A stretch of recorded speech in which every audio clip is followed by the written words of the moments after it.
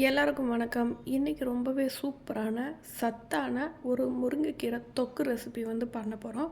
முருங்கைக்கீரை பொதுவாக நம்ம பிள்ளைங்க எப்படி செஞ்சு கொடுத்தாலுமே ஒரு கசப்பு தன்மை இருக்குன்னு பொதுவாகவே கீரை எடுக்க மாட்டாங்க. அதுவும் முருங்கைக்கீரை சுத்தமாகவே எடுக்கிறதுக்கு ரொம்ப கஷ்டப்படுவாங்க. அந்த மாதிரியான குழந்தைங்களுக்கு இது முருங்கைக்கீரைனே தெரியாத அளவுக்கு நம்ம இதை செஞ்சு கொடுத்துர்லாம். இதுக்கு கடாயில் கொஞ்சமாக ஆயில் விட்டுக்கோங்க. ஆயில் விட்டுட்டு 1 ஸ்பூன் அளவுக்கு விதமல்லி விதமல்லி 1 ஸ்பூன் அளவுக்கு எடுத்துக்கிறேன். பாதி ஸ்பூன் மிளகு, பாதி ஸ்பூன் சீரகம். இது நான் 2 கைப்பிடி அளவு கீரைக்கான அளவு தான் நான் சொல்கிறேன்.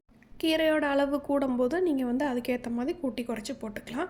1/2 ஸ்பூன் சீரகம், 1/2 ஸ்பூன் மிளகு போட்டதுக்கப்புறமா 1/2 ஸ்பூன் கடுகு, அப்புறமா ஒரு 1/4 ஸ்பூன் அளவுக்கு வெந்தயம். இது எல்லாத்தையுமே போட்டு நல்லா ஈவனாக நல்லா ஃப்ரை பண்ணுங்கள். ஆயில் ரொம்ப சூடாக இருக்க வேண்டாம், டக்குன்னு கரிஞ்சிரும். அதனால் மிதமான சூட்லேயே வச்சு நல்லா வதக்கி விட்டுட்டு 2 வரமிளகா, 4 காஞ்ச மிளகா சேர்த்துக்கிறேன். காஞ்ச மிளகா காரமாக இருக்கும் அப்படின்னா நீங்கள் 3 காஞ்ச மிளகாவோ இல்லை 2 கூட போட்டுக்கலாம். எனக்கு இது காரம் கொஞ்சம் கம்மியாக இருக்கும், அதனால நான் பச்சை மிளகா கூட சேர்த்துக்கிறேன்.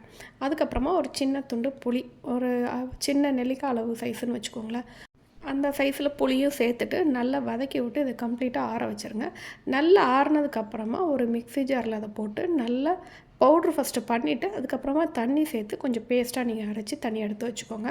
அந்த கேப்பில் நம்ம மறுபடியும் கடாய் வச்சுட்டு கொஞ்சமாக ஆயில் விட்டுட்டு முருங்கைக்கீரை குச்சி எதுவுமே இல்லாமல் நல்லா க்ளீன் பண்ணிவிட்டு அதை கொஞ்சம் உணர வச்சுக்கோங்க. தண்ணியோடு போட்டால் உங்களுக்கு படப்படன்னு வெடிக்கும். ஸோ அதனால் தண்ணி நல்லா வடிய விட்டுட்டு அதுக்கப்புறமா நீங்கள் எண்ணெய் ஊற்றிருக்க அந்த சட்டியில் போட்டு நல்லா வதக்கணும். இந்த கீரை நல்லா இந்த கலர்லேருந்து ஒரு டார்க் கலரில் மாறி நல்லா வெந்து வரும் இல்லையா, அது வரைக்கும் நீங்கள் கீரையை நல்லா வதக்கி விட்ருங்க. இது நீங்கள் இந்த அளவுக்கு வதக்கினா மட்டும்தான் அந்த பச்சை ஸ்மெல் உங்களுக்கு அரைச்சாலும் வராது. இல்லைன்னா அந்த மாதிரி உங்களுக்கு ஒரு ரா ஸ்மெல் கிடச்சிட்டே இருக்கும். ஸோ அதனால் இந்த அளவுக்கு நீங்கள் வதக்கிட்டு இந்த கீரையுமே நீங்கள் நல்லா ஆற வச்சுருங்க.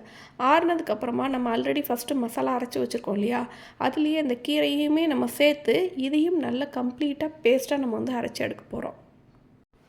இந்த மாதிரி நம்ம பேஸ்ட்டாக அரைச்சிட்றதுனால நமக்கு அதில் கீரை இருக்குங்கிற ஒரு எண்ணமே பசங்களுக்கு இருக்காது. இது அந்த அளவுக்கு தொக்கு மாதிரி நல்ல ஒரு டேஸ்ட்டான ஒரு ரெசிபியாக உங்களுக்கு இருக்கும். இப்போ கடாயில் நல்லெண்ணெய் சேர்த்துக்கோங்க. பொதுவாக தொக்கு, ஊறுகாய் இந்த வகைகளுக்கு நல்லெண்ணெய் சேர்த்துக்கிட்டால் தான் நல்லா டேஸ்ட்டாக இருக்கும். ஸோ அதனால் நல்லெண்ணெய் சேர்த்துட்டு கடுகு உளுந்து போட்டு வெடிக்க விட்ருங்க. கொஞ்சம் சீரகமும் சேர்த்துக்கோங்க. இது 3 சேர்ந்து நல்லா வெடித்து நல்லா பொரிஞ்சு வரட்டும். அதுக்கப்புறமா நம்ம அரைச்சி வச்சுருக்கோம் இல்லையா அந்த முருங்கைக்கீரை மசாலா பேஸ்ட்டு, அதை டேரெக்டாக இதில் ஆட் பண்ணிக்க போகிறோம். இந்த முருங்கைக்கீரை பேஸ்ட்டை இதில் ஆட் பண்ணிவிட்டு இதுக்கு தண்ணின்னு எதுவும் ஊற்ற தேவையில்லை. ஆனால் மிக்ஸி ஜார் மட்டும் கொஞ்சமாக தண்ணி ஊற்றி கழுவிட்டு அந்த பேஸ்ட்டெல்லாம் கம்ப்ளீட்டாக அதில் ஒட்டியிருக்கும் இல்லையா, ஸோ அதெல்லாம் ரிமூவ் பண்ணுறதுக்காண்டி கொஞ்சமாக தண்ணி ஊற்றிட்டு அந்த தண்ணியை மட்டும் நீங்கள் இதில் ஆட் பண்ணிக்கோங்க. மேற்கொண்டு நம்ம எக்ஸ்ட்ராவாக தண்ணி ஆட் பண்ணோன்னா இது குழம்பு பக்குவத்துக்கு வந்துடும். ஸோ அதனால் மிக்ஸி ஜார் கழுவுன தண்ணி அளவுக்கு மட்டும் போதும். இதையுமே நம்ம நல்லா வற்ற வச்சு தான் எடுக்க போகிறோம். ஸோ அதனால் அளவு கம்மியாக உங்களுக்கு எடுக்க முடிஞ்சதுன்னா கூட தண்ணி கம்மியாக ஊற்றிக்கோங்க. ஸோ இதை நல்லா மிக்ஸ் பண்ணி விட்டுட்டு இதில் வேறு எதுவுமே நம்ம சேர்க்க தேவையில்லை. ஆல்ரெடி காரமெல்லாம் நம்ம சேர்த்துட்டோம். ஸோ இந்த இடத்துல நான் பெருங்காயத்தூள் சேர்க்கலை. வேணும்னா நீங்கள் பெருங்காயத்தூள் கொஞ்சமாக ஆட் பண்ணிக்கலாம். ஆட் பண்ணிவிட்டு நான் உப்பு சேர்த்துக்கிறேன். இந்த ரெசிபிக்கு தேவையான அளவு உப்பையும் சேர்த்துட்டு நல்லா சிம்மரில் வச்சுட்டு கம்ப்ளீட்டாக நீங்கள் டிஸ்டர்ப் பண்ணாமல் அப்படியே நீங்கள் விட்டுறலாங்க. இதை ரொம்ப ஃப்ளேம் மீடியமாகவோ இல்லை ஹையாவோ வச்சிங்கன்னா கண்டிப்பாக அடி பிடிக்கும். ஸோ அதனால் நீங்கள் சிம்மரில் வச்சுட்டிங்கன்னா அதுவே இங்கே பாருங்கள் மேலே நல்ல ஆயில் பிரிஞ்சு அடியில் நல்ல ஒரு கெட்டியான பதத்துக்கு வருதில்ல, இந்த டைம் வரும்போது மட்டும் நீங்கள் அப்பப்போ கிண்டி விட்டுக்கோங்க.